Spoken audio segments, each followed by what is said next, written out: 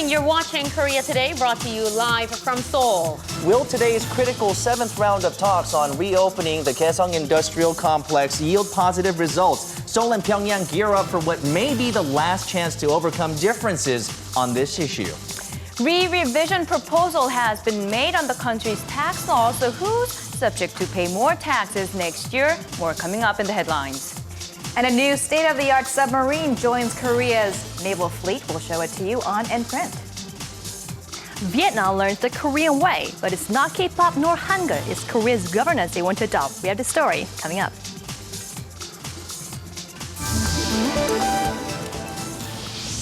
Also on Korea Today, has your mobile phone become a must-have toy for your kids? We look into mobile addiction in kids and how it can affect their growing brains.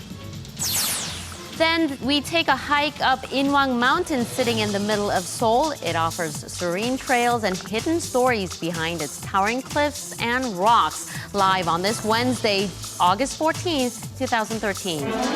From Arirang News, this is Korea Today. Good morning and thank you for joining us on this Wednesday morning. Thank you for tuning in. So at a regular press briefing yesterday held ahead of Liberation Day tomorrow, Foreign Ministry spokesperson Cho Tae-young urged Japanese politicians to refrain from visiting the controversial Yasukuni Shrine in Tokyo. He said that the Yasukuni Shrine enshrines war criminals and it justifies Japan's wartime invasion. So it's unacceptable for the Korean government and the people of Korea to see these Japanese politicians to pay respects there. And many Japanese politicians do make this trip to the Yasukuni Shrine around this time of the year, stirring up much controversy. The ministry also said it was the responsibility of the Japanese government to address the issue of wartime sexual slavery and find a satisfactory solution for its victims. Now, with the recent death of Lee Yong-nyo, who was one of the surviving victims, the ministry stressed the lack of available time to issue a sincere apology to the victims and also mentioned that the Korean government will do its best to make this materialize. That's right. All right, we begin Korea Today on this Wednesday morning with the day's headlines.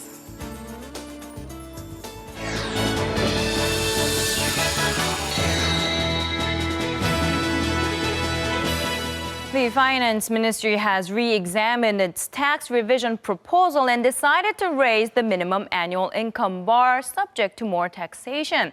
The original plan was to levy more taxes on those who earn more than roughly $30,000, but that has been bumped up to $50,000.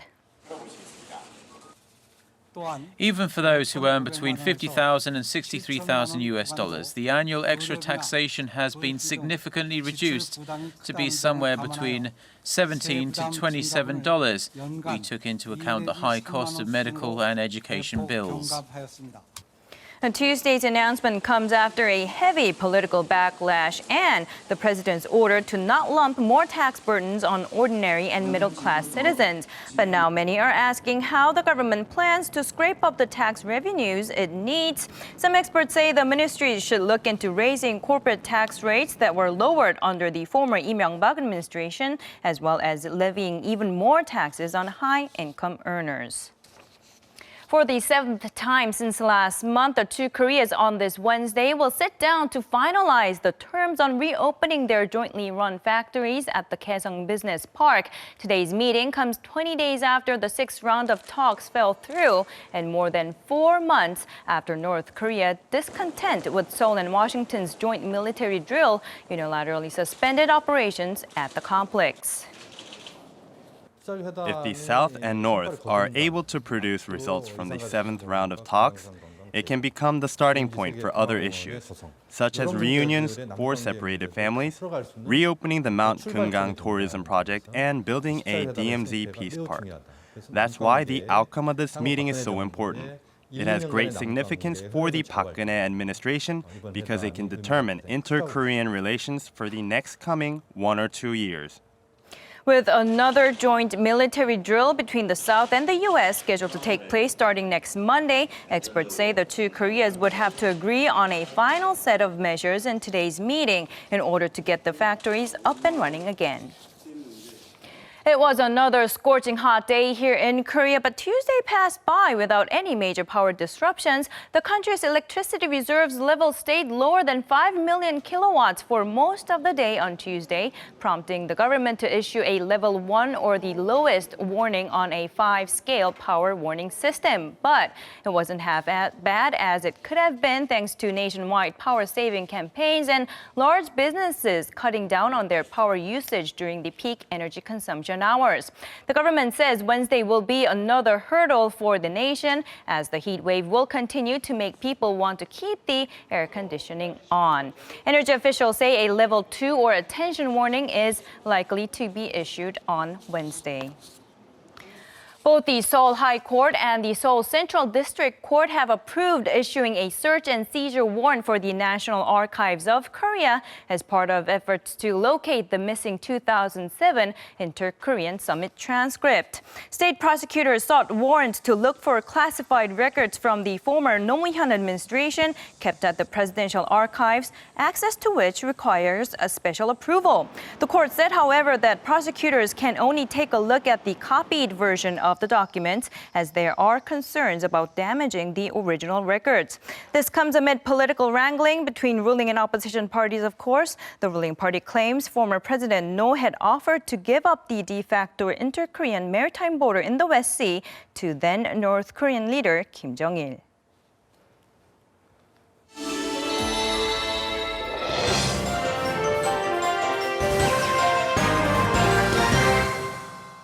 And good morning, everyone. We'll jump right into the top story of the day, the update on the government's proposed revised tax code to raise the income threshold for those who will be required to pay more taxes starting next year. Let's go ahead and take a look at the story on our business newspaper for today. Made in Business newspaper's headline reads, increased taxes on annual earners up to 55 million won, that about $49,000 is zero. And with that threshold raised from those with a rough annual income of $30,000 to $49,000. The number of people who will be paying more in taxes starting in 2014 will halve from 4.34 million to some 2 million people.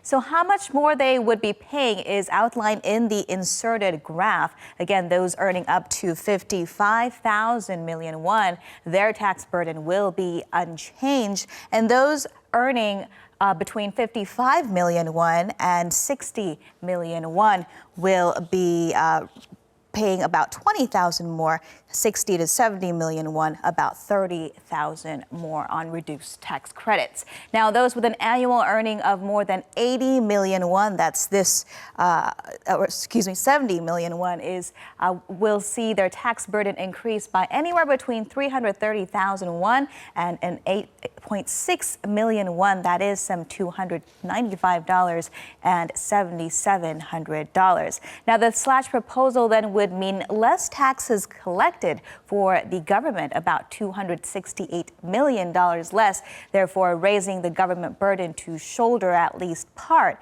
of that difference. And many reports that revenues collected in the first half of this year did dive some 9.3% compared to a year ago, begging the question of where the needed funds for the administration's aggressive welfare plans will come from. All right, we'll leave that story there for now and take a look at 중앙일보. The unifying image on the papers today comes from a christening ceremony of a brand new submarine off of Jeju Island yesterday. 중앙일보 has the image as well as the title, Commander-in-Chief's First Navy Vessel Dock Line Cutting Ceremony. Now, the Navy's 1,800-ton Type 214 submarine measures some 65 meters by 6.3 meters with a nautical speed of 37 kilometers per hour and is capable of traveling to Hawaii and back without refueling. Now, we have a similar picture over at our next newspaper, so we'll go ahead and scoot on over to 조선일보. You can see President Park Geun-hye cutting the dock line there with an axe, and the sub was named after famed Korean independence fighter Kim Cha-jin. The sub is the fourth of its kind in the Korean Navy and is said to be equipped with ship-to-land missiles as well as an advanced sonar system. Meanwhile, the main headline below it takes us back to the revised tax code. The headline reads, ruling party's fast emerging welfare revision debate. That debate being whether at this juncture the government should shrink its welfare ambitions or make fundamental changes, i.e. change its stance on raising taxes altogether, given, of course, the financial restrictions that it faces, as we just discussed. Now, it has ruling Saenuri Party Supreme Council member Chung Pyeong-guk saying that the president herself needs to step up to clear out the tax versus welfare haze, while another Supreme Council member, Shim Jae-chul, added that a broadened welfare state without more tax revenue is impossible. Thus, the president needs to clearly bring her case to the public, on which it will be. All right, and finally, let's go ahead and take a look at Gyeongyang Shinmun. It has a neat-looking car on its front page. The title reveals that Korea's tech university KAIST developed this folding car. The test vehicle is called the Armadillo T, and the caption explains that it measures some 2.8 meters. That's 0.7 meters shorter than the Kia Morning, and that when you place it in parking mode, as you see here, the back of the car automatically folds up, and its length actually shrinks by 1.65 meters, which means you can park 3 such vehicles in a typical single vehicle parking spot. It can hold up to 2 people and race at a speed of 60 kilometers per hour. Meanwhile, a quick look at the main major headline on the paper. It reads, Japan's self-defense force crosses line, takes part in U.S. strategic bomber drill. And the article spotlights concerns raised by Japanese scholars that an aerial drill run by the Pacific Air Forces was participated by Japan's F-15s last year, supporting U.S. B-52 bomber jets. The concern here is that this participation exceeds Japan's exclusively defensive security policy, as its government had in 1980 banned the country taking part in collective defense drills. As such, the newspaper reports the Shinzo Abe administration is currently considering a review of Japan's self-imposed ban on collective self-defense by broadening its interpretation of the Constitution. And with that, we'll wrap your look at what's in print on this Wednesday. Next up are your closing numbers from Tuesday's market action.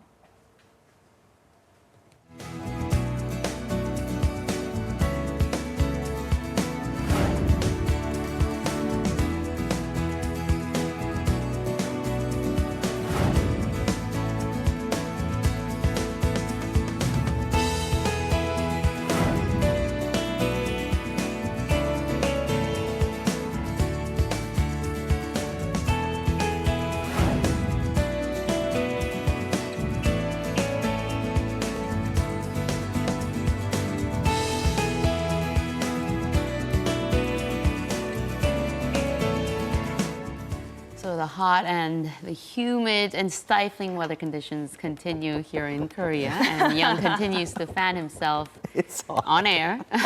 It is really hot, and even in the studio, but outside it must be even warmer. We'll get to check on the conditions for today with Idami Dami. How is it going over there in Seodaemungu? Is the heat going to let up? Good morning, everyone. Today I'm reporting live from Seodaemungu, Seoul. Now, I'm pretty sure a lot of you are wondering or questioning, when is the heat ever going to cool off? Well, according to meteorologists, it looks like by the end of this week or early next week, it seems like this phenomenon will gradually disappear in several parts of the nation. So hang in there with those tropical nights and, of course, hot days. As for current weather conditions here in Seoul, temperatures are at about 26 degrees Celsius. It seems like a nice day to maybe take a stroll in the park or take a light jog, as it does feel slightly humid, but still quite cool in the mornings. Now, later in the day, we will be seeing mostly clear skies. And with that, let's go ahead and take a look at the weather around Korea. Seoul's highs will peak to 33, Daejeon to 34, Daegu will be scorching at 37, as Gangneung and Gwangju at 36, and Jeju Island at 33. Tomorrow we will have similar conditions like today with mostly clear skies. That's all I have for the weather forecast. I'll be back in the latter half.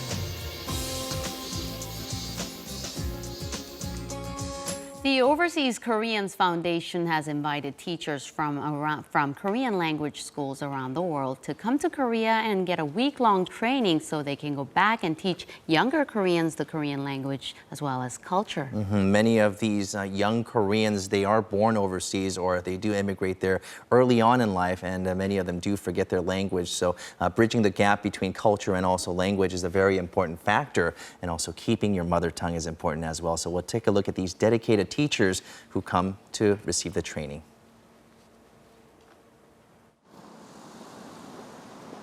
At a university in Gyeonggi Province, not far from Seoul, an early morning class on Hangul, or the Korean alphabet, is underway. Students of all ages are here studying hard, and what brought them here? The Korean language has changed and developed over the years and almost every day. That's why I'm here to learn how to teach it. These are Korean language instructors who have been invited for a training program. A Hangul school is where they teach not only the Korean language, but the culture and history at some 2,000 locations and 114 countries. The instructors are here to hone their teaching skills and have a more active exchange amongst themselves. The meeting has been in place since 1998, and this year, nearly 200 teachers have come from 59 countries. Teaching overseas Korean children Hangul, or the Korean language, doesn't mean they learn a self-identity. They need to understand their roots, Korea, their motherland, and be able to have some pride. That's why we offer various culture and history education programs as well. Each participant learns from teachers active in every grade in Korea the know-how of teaching Hangul. From vocabulary to grammar, the instructors share their difficulties of what they've experienced in the field. 뭐가 제일 어렵냐면 거의 다 너무 쓰는 말만 계속 쓰고 새로운 어휘를 못 쓴다는 거지. 결국은 어휘의 문제를 얘기를 한다는 거지. It's difficult overseas to learn Korean culture, how to use certain phrases, and how to communicate. It's also hard because most of the parents or teacher generations have in some ways learned the Korean language through rote learning. Continuing Korean language education is difficult. It's not just learning it in school, the parents at home also need to use Korean for them to learn. But that's a weak point at the moment. This is Kang In-sil, who has been teaching Korean in Britain for 12 years. It's the first time she's taking part in this program. It's been very helpful so far, and it's great to have a network of other instructors from around the world. I feel a great sense of pride and responsibility as a teacher. And it's not only studying in the classroom. Cultural experiences are also important resources for education, so the teachers visit Korea's #1 national treasure, Sungyemun, and leading historic sites in Gyeongju such as Bulguk Temple and Seokgoram to look back on Korea's history.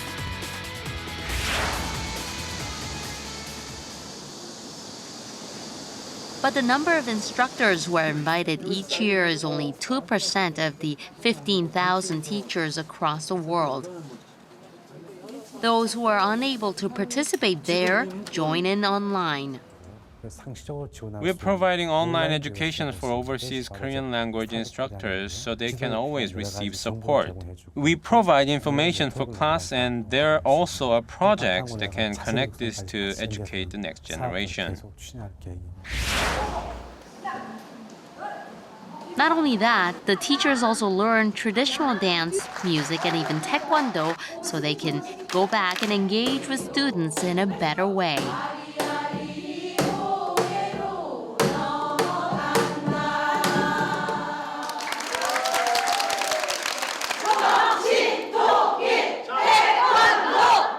This is Im Kyung-il, who has come far from Lebanon. Despite the frequent regional conflicts that often make it difficult to teach, he has strived to educate students about Hangul and the Korean culture. The program was great because it let me recharge myself, make myself a better person before going back to Lebanon to teach my students. And I think it has given me the strength to do a better job. I want to learn a lot here, exchange thoughts, and study new teaching methods so that I can get children at my Hangul school to want to come here. I would like to make this an opportunity where people from all over the world get to see the true values of Hangul.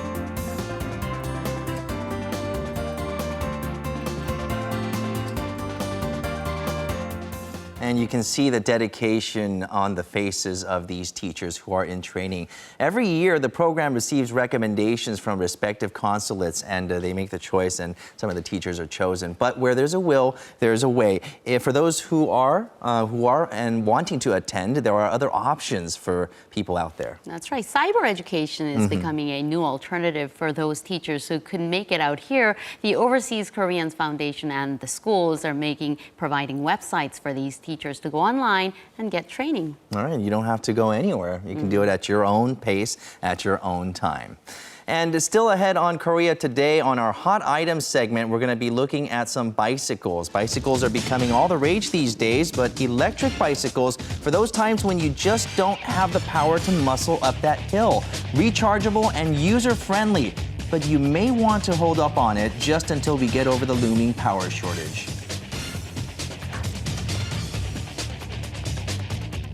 Now, just last year, Korea and Vietnam celebrated its 20 years of diplomatic ties, and to continue the good relations, high-ranking Vietnamese officials are here in Korea for a special session on learning the know-hows of Korea's economic and political transformation. Our Song Ji-sun spent some time with them and joins me now to share her experience. Good morning, Ji-sun. Good morning, Hyung-kyung. Now, these visitors are mostly young vice ministers in their 40s, and they're here to learn about Korea's rapid economic growth and hopefully use what they have learned here back in their country. Now, they've been traveling all over the Korea, starting from Sema Movement Complex or the New Village Project Movement, as well as Korea's recently built and still under construction Sejong City, Korea's new administrative hub. Let's follow their journey. Korea's multifunctional administrative city of Sejong, which is scheduled to be the home to most government ministries and agencies by next year, is a landmark project designed to spread out the population and growth that is mostly concentrated in the metropolitan Seoul area. And governments of other nations are also eyeing this new administration capital as a role model. Here at Korea's newly built administrative city, top officials from Vietnam learned how Korea turned a rural city into governmental hub for balanced growth within the country. These officials, here for 2 weeks of training, are on a national tour to learn from Korea's industrial and economic growth. Mostly in their 40s, these young leaders said they were amazed at how quickly Sejong City developed. It's incredible that the Korean government could develop this city in just 7 years. I was also impressed with the theme to develop the city into a culture and education hub.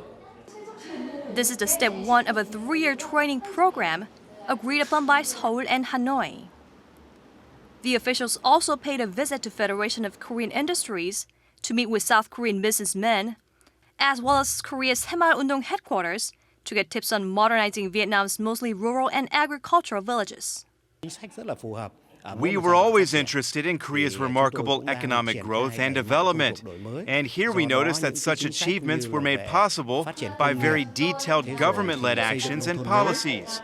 I believe Vietnam is very similar to Korea in many aspects, and there is a lot to learn and adopt from Korea's past. Vietnam is Korea's 6th biggest export partner, and Korea's trade volume with Vietnam exceeded $20 billion last year, while at the same time exceeding $10 billion in trade surplus.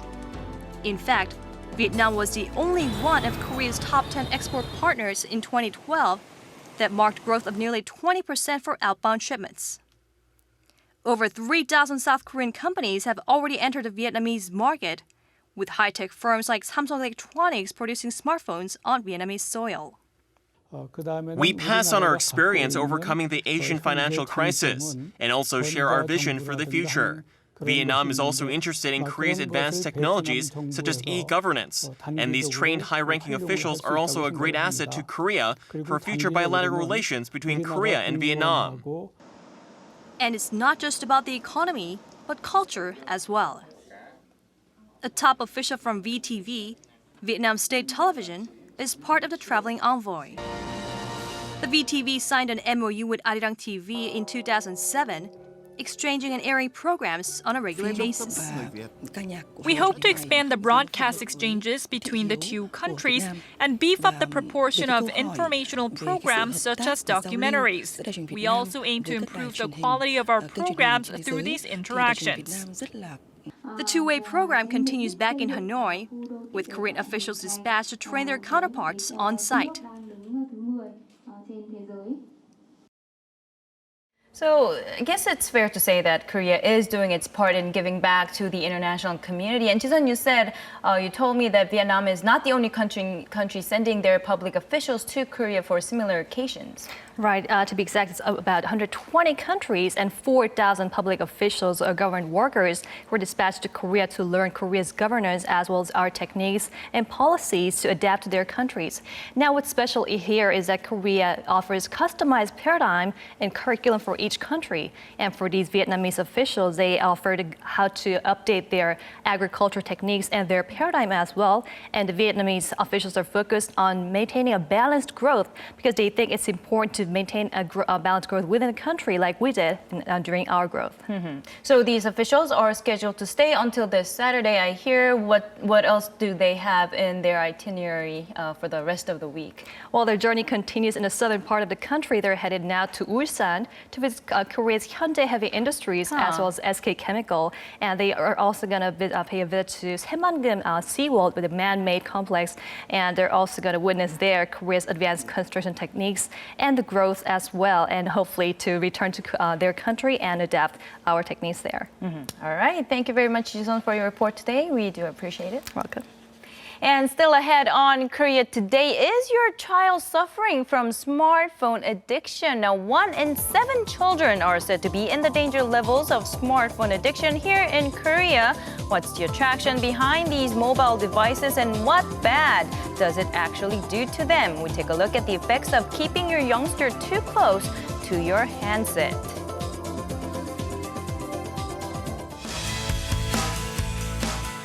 Seoul City, as well as other cities in Korea, have been increasing the number of bicycle lanes, and with that, we're seeing an increase in bicycle enthusiasts. Well, you may not be an enthusiast, and maybe some of you don't want to pedal. Well, I don't like to pedal. I think this is the solution. Joining us is Angela Park to talk about electric bicycles. Good morning. Good morning. Today we are focusing on a hobby, I guess you can call it, that's growing very much so in popularity. We broke past the 10 million cyclist mark here in Korea. So today, more specifically, like Young mentioned, electric bicycles. Okay, these are the bicycles that I'm supposed to actually stay away from. I should be pedaling my way to healthiness. But okay, this is an electric bicycle. This is the first one that we're going to look at, but it's a lot smaller than I anticipated. And that's the key, actually, because this is the Moya 2 bicycle. And basically, the whole key concept here is that it is very compact, but you can make it even more compact. It's very easy to fold. So I understand you've been practicing a little bit on folding. Yeah, I actually had a little lesson, but it didn't take long. You can fold it up, and this is very good for people who are always on the go and need to stuff their bicycle in the cars. So you could basically put all of this and fold it down and really compact the size. Very good. You practiced hard. Well, yeah, a little bit, right? So when you fold it, the measurements is actually 615 by 810 millimeters. So obviously very, very compact. And the key is people don't cycle from one end of Seoul to the other. They do mix in a little bit of public transportation. You can carry this onto buses or subways, and it doesn't take up that much room. Okay, well, it doesn't really seem to do very much over here, but there it is. It's just really simple to get that over there. And it actually takes longer standing the bike up, you know? There we go. So you can just put this in the trunk of your car, come out and use it. There's also a carrier. That's what I wanted to get to. My wife would really like this, I think. Yeah, a lot of people like to do some of their errands with their bicycle while out and about. So as you can see, Young is attaching this grocery cart part onto the bicycle. That way you go grocery shopping, you stick it in here, right? And then you can basically cycle your way home. And can you stuff your kids in there too? No, I don't recommend doing that. No, we do not recommend that. Now, this is front wheel drive, I noticed. It has a very powerful hub motor. Yep, there it is. It's going right now as we speak. That's all you have to do. Uses what's called a PAS, that's a pedal assistance system, so it helps you to go up inclines of more than 10 degrees. In terms of charging, it takes 3 hours to fully charge this bicycle, and it can basically take you as far as 30 kilometers. Okay, 30 kilometers. How long was it charge again? 3 hours. 3 hours. So there it is. I mean, this is very practical. Seems to be the thing for you. If you don't like pedaling, you want something portable. Okay, all right. Let's move this aside. I'm going to move this over there, and if you would help me to get out the second bicycle we're going to focus on, which is the one right behind you. That is from the #1 domestic bicycle company, and this is Samcholi Bicycle. This model right here is called the 26 Phantom XC. The key of this bicycle is right here, right on the handlebars. We have an LCD screen, and this is where you can kind of monitor how or what kind of surfaces you want to travel, especially Korea, a very mountainous country, right? So if you just push the button here, the arrow right here, it's going to turn on. And then if you just push the button, it turns on, and you can see how far you've traveled, how much battery is left, things like that. Not to mention, it takes you up hills, of course.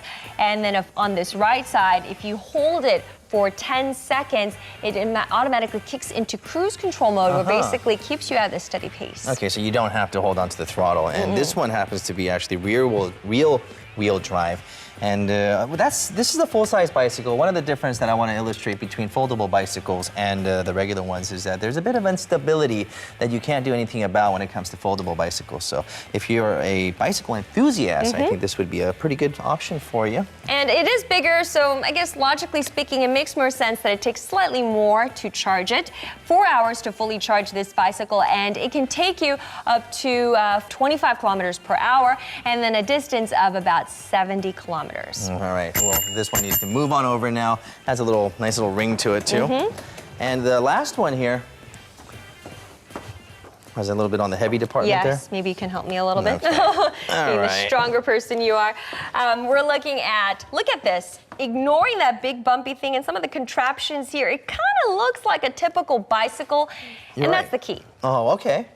This is called the Raptor kit, and basically what that means is, you know how expensive bikes are. I'm talking non-electric bicycles, very expensive. A lot of people have already invested in one, and thus, to buy another electric bicycle? Now, this is great because you attach it on to your own regular non-electric bicycle, and it gives you the functions of an electric bicycle. Okay, so if you have a bicycle that you like already, or if you want to purchase another bicycle and go ahead and put this add-on kit on it, then this is the best option that I guess you can think of. But obviously for me, who needs to pedal, who needs that exercise, I don't think I should cheat my way out of pedaling. Stick to a regular old-fashioned conventional bicycle. All right, Angela, thank you very much for introducing some of these options for us. Thank you. Which one do you like the best?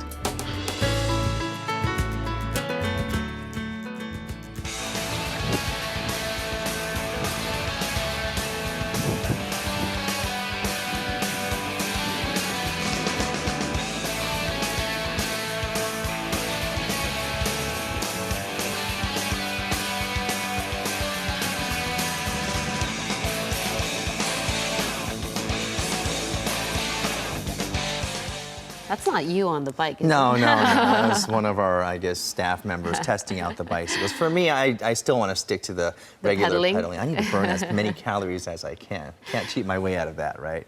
All right, it's 7:34 a.m. on Korea Today, and according to a Google Korea report, the South Korea had the largest or the biggest number of smartphone users out of 43 nations that were surveyed, and the number stood at 73%. And on average, smartphone smartphone users, they were on their devices for 2 to 3 hours a day. I'm sure I speak for a lot of people when I say I've wondered at one point, am I addicted to my phone? And it's not just adults, also small children who can't get their tiny hands off their smartphones. So today we're going to talk about smartphone addiction among children, and it can have some serious side effects, including up here, so you might want to pay attention to this report. A staggering 3 million people use smartphones in Korea, and among them are an ever-increasing number of children who have trouble putting their phones down. A total of 11.1% of the population was identified as smartphone addicts, and the percentage of smartphone addicts was highest among teens at 18.4%. The rate of smartphone addicts among teens is more than twice the average. And addiction among small children has increased as well, to 4.3% from 3.6% within a year. So why are children so easily attracted to these phones? We visited a daycare center to put the children to a test. If they had the option of playing with a toy, a smartphone, or a storybook, which would they pick?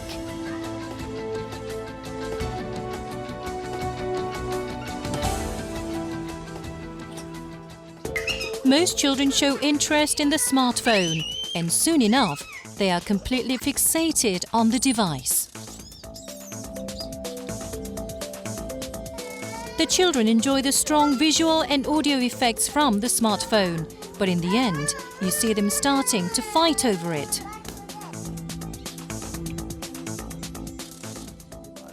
Smartphones are a strong stimulant to the brain that draws out fast responses. The brain of a child keeps growing, but smartphones are now becoming an obstacle to the brain's development.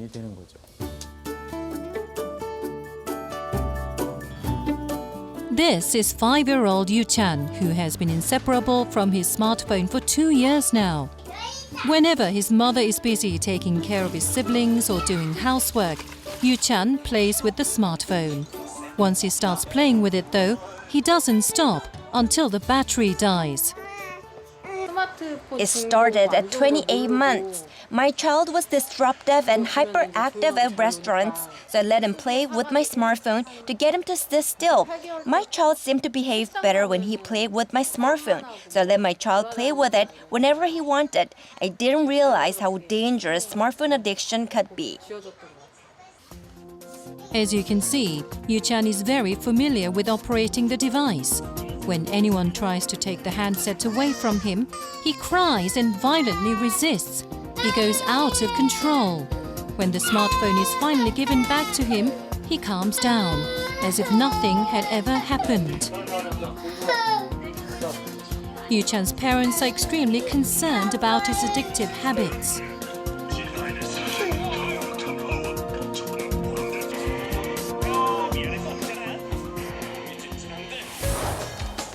We followed Yu Chan and his mother to a specialized institution to find out how serious Yu Chan's addiction is. The biggest problem with smartphone addiction is that it hinders certain brain developments. Yu Chan is no exception. He has a serious imbalance in his brain.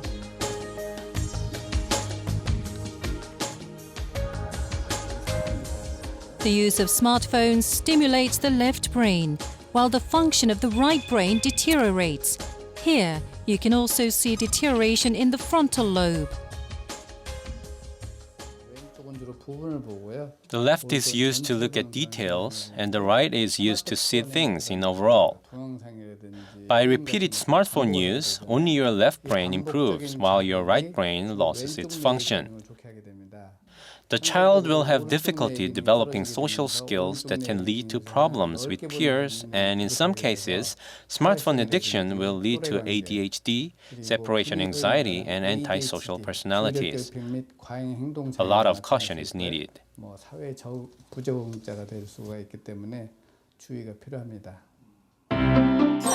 The best way to prevent smartphone addiction is to limit children's exposure to it. First, adults need to delay the child's exposure to smartphones until the latest age possible and be mindful when using smartphones in front of them. Also, help the child realize that a smartphone is not a toy and help them find other interests and healthier ways to play. When a child does play with a smartphone, make sure to set strict rules and limits on how long they are allowed to use it and train them so that they do not break those rules. Initially, smartphone-addicted children will suffer from a lot of stress, but it's important to take the phone away from them. The family should come together and take turns playing with the child. Outdoor activities are very good for emotional stability, and it's also great for developing and maintaining a balanced brain. Smartphones, once again, they do give off more stronger sounds and images, perhaps even more so from watching TV. So it's nearly impossible to get them away from their handsets or your handset in that case. Once they are exposed to their using smartphones, the images, they are so, very addictive. I need to get into it, right? Right, and here's a checklist of symptoms that are associated with smartphone addiction. Does your child want to play with the smartphone all day, throughout the day? And is she or he only really enthusiastic about playing when the smartphones are involved? And also, does he or she react violently or throw a fit when you take the smartphone away from him or her? So these are some of the things you need to look out for. And there are self-diagnosis tests available on the internet as well. You can't really take away the phone altogether because smartphones have become a part of our lives. There are some applications that you can be smart about and introduce your children to when they have to do some smartphone activity there. You see that there are some educational apps like this over here that teach a little bit of English and in a gaming fashion. So they have sort of a board game type of atmosphere that the children can enjoy. And there's also geography applications. So there's a lot of variety of learning applications that you can use. But if and when you can, just try to keep your kids away from the phone. One of the things is to lead by example. If you're constantly on your phone, on your smartphone and doing applications, your kids are going to want to do it That's too. right. So It's try a to message refrain for from the that. parents out there. Be conscious of how much you use your phone and how much time you spend fiddling with your phone because children watch and they learn. That's right. All right, still ahead on Korea today, we are going to take a trip to Inwang Mountain with Peter Bint. He'll be joining us later on our show. Now, it's located in the heart of the bustling city. It's easily accessible and offers peaceful hiking trails along with a perfect view of the country's capital. We'll take you there to learn more about the history of this scenic spot.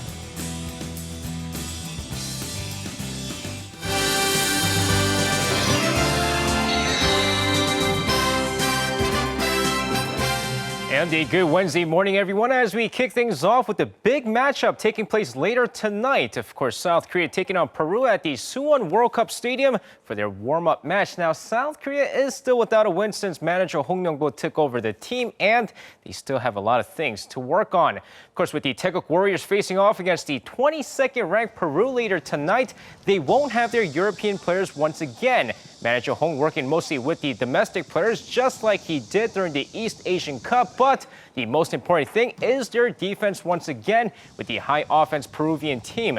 And manager Hong emphasized that this will be a great warm-up for his team. Meanwhile, the manager plans to travel to Europe after this match to watch which players he can utilize for the upcoming World Cup in Brazil. Now, of course, another big game to look forward to in a few hours. The South Korean lefty Lee Hyun-jin going after his 12th win of the season as he's set to face off against the New York Mets at home at Dodger Stadium.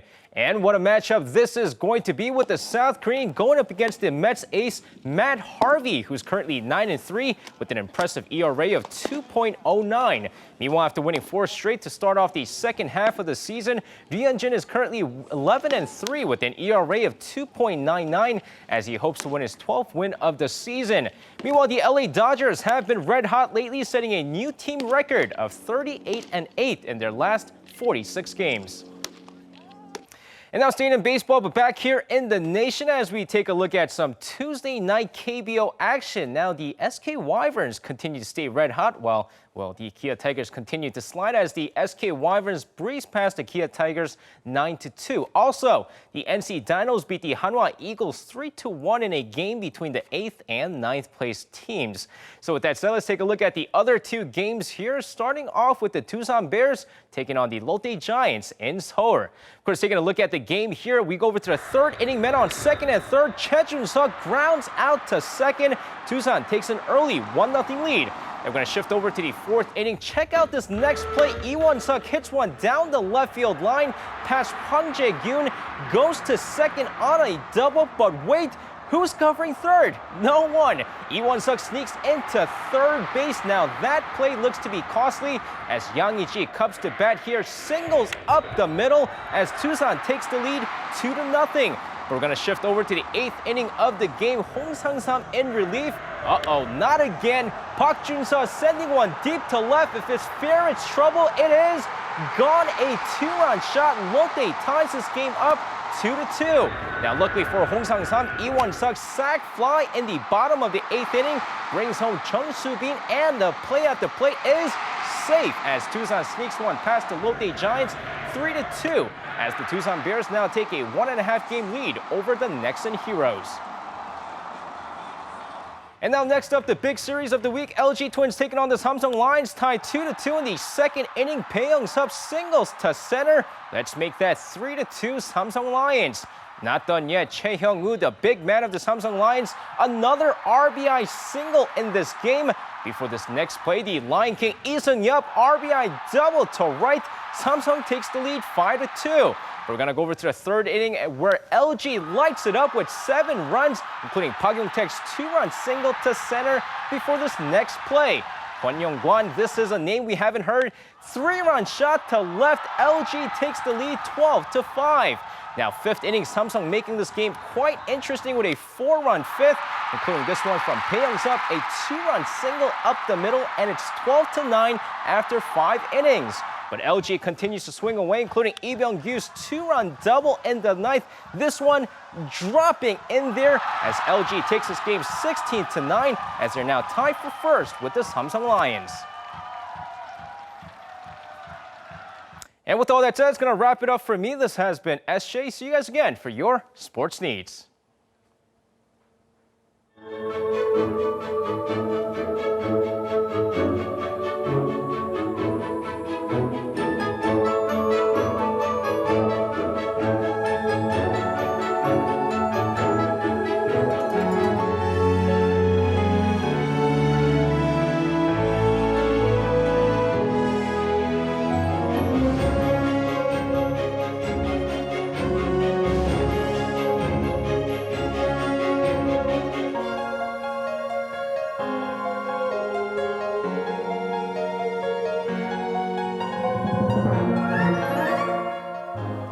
We're now going to check back in with our Dami, who is joining us from the Seodaemun Prison History Hall ahead of Liberation Day tomorrow. And this is where freedom fighters were imprisoned during Japan's colonial rule. Okay, we'll take a look at a piece of history with Dami right now. Dami, over to you.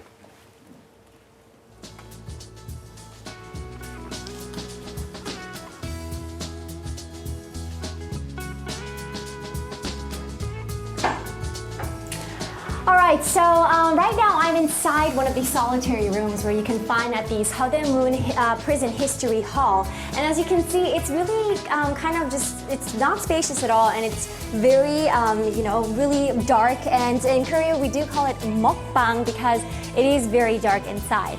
Now, the reason why I'm here is because tomorrow marks the 60th anniversary of Liberation Day here in Korea. And starting later today at 6 p.m. until to 9 a.m. the following day, there will be a commemoration event that will be held here at the Seodaemun Prison History Hall.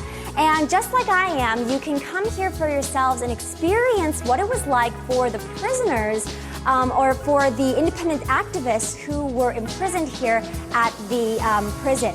And to tell you the truth, I mean, wearing or experiencing what it was like to be imprisoned here, it's a bit heartbreaking to just really get a feel of the pain and the hardships that the prisoners went through.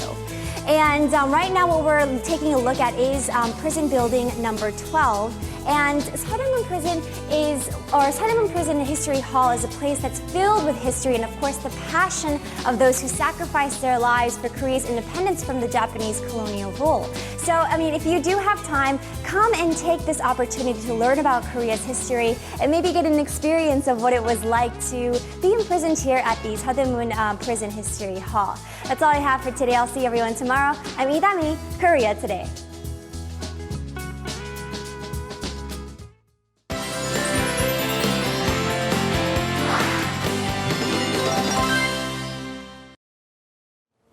And it's time to take a tour around Seoul with Peter Bint joining us this morning. Good morning, Peter. What do you have for us today? Good morning. Today I've got a mountain. You can't get any bigger than that, right? Inwang Mountain, or Seoul's Guardian Mountain, as it's known. We actually took a brief look at it during our segment on Seocheon a few weeks back. Remember, it had an archery range there. And we're going to take a deeper look. It's famous for its oddly shaped rocks and also its beautiful scenery. And it's got fantastic views of the capital from there. And it's held a positive geomantic significance since the Joseon dynasty. So let's take a look. Located in central Seoul, Inwang Mountain stands over the city. It's only 338 meters tall, but it's the perfect backdrop to Seoul, stretching across like a screen. It's popular among hikers for its beautiful scenery, and people seek Inwang Mountain to enjoy its many hiking trails and beautiful granite peaks. Quite a sight there. Lovely. And since the Joseon dynasty, Inwang Mountain was famous for its positive geomantic Pungsu energy. For this reason, centering around the main Gyeongbok Palace, Seoul was formed within the confines of Nak Mountain, Inwang, Namsan and Pugat Mountains.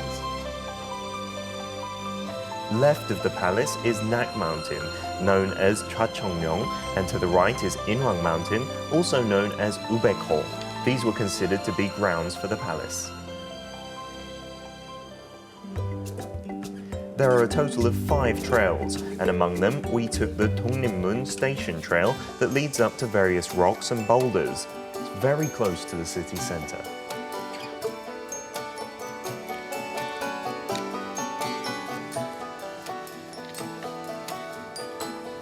The Inwang Skyway is considered the backbone of Inwang Mountain.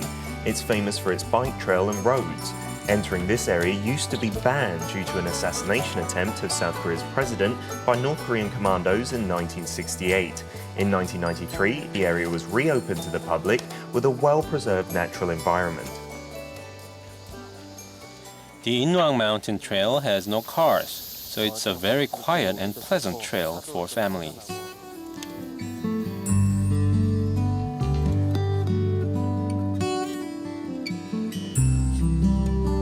The mountain was actually once considered dangerous due to its rugged terrains and wild tigers, but now there is a nice trail where people come to relax. Located in central Seoul, you can reach Inwang Mountain within an hour from anywhere in the city, and you can witness some oddly shaped granite boulders that add to the surrounding beauty. Inwang Mountain is lined with historical sites from the Joseon dynasty. For example, there's Guksadang Shrine, where people used to come and worship gods. This place was used for national ceremonies and rituals, such as praying for rain or praying for the monsoon season to end. The Sunbawi rock here that looks like a praying monk has been a place for worship and prayer because people believed it made dreams come true. Huh. Continuing traditions from the Joseon dynasty, you can still spot people offering their devout prayers in front of the rock. Each rock has its own name and story. The large but smooth boulders are beautiful, and the sharp granite peaks and rugged cliffs are dangerously magnificent. Built during the Joseon dynasty, the fortress along the ridge of 4 mountains measures 18 kilometers in total. It's highly valued for having survived the war and turbulent changes with industrialization. Take the time to walk along the fortress against the busy backdrop Inwang of Mountain the is city. famous. It has beautiful, oddly shaped rocks, and the famous painter Jongsun emphasized these rocky peaks and boulders in his painting of Inwang Mountain. After coming up here and seeing the magnificent boulders up close, I truly believe Seoul is a blessed city. The breathtaking view from the mountain cannot be seen elsewhere. And nestled near Inwang Mountain is Ant Village. named for having hard-working, diligent residents. The village has charming wall paintings throughout the area that have appeared in many movies and dramas. As in 개미마을? Yes. That's interesting. Not giant ants, they are people.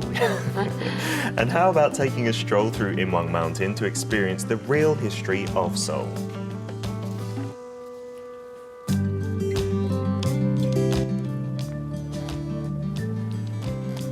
It looks great during the day, but I hear that you can also take romantic moonlit walk at night too. Absolutely. I think during the summer that's perfect. It's a bit cooler in the evenings, and you can go around the fortress at any of the 4 mountains. Like we said, there's Pugak Mountain, Namsan Mountain, Nak Mountain, and Inwang Mountain. But Inwang Mountain's fortress, it's maybe a little bit difficult because it's quite steep and goes up the highest. But if you do get up to the top, you can enjoy the harmony between the beautifully lit fortress at nighttime and also the lovely scenery of Seoul's nightscape.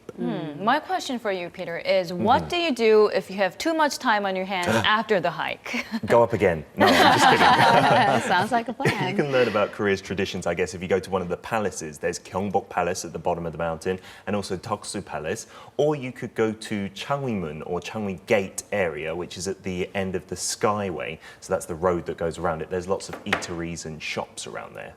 I think Hyungkyung will go up twice. Well, it sounds like a great option to leaving the city for a trip to the mountains. So a mountain in the middle of Seoul. Thank you very much, Peter. Thanks a lot.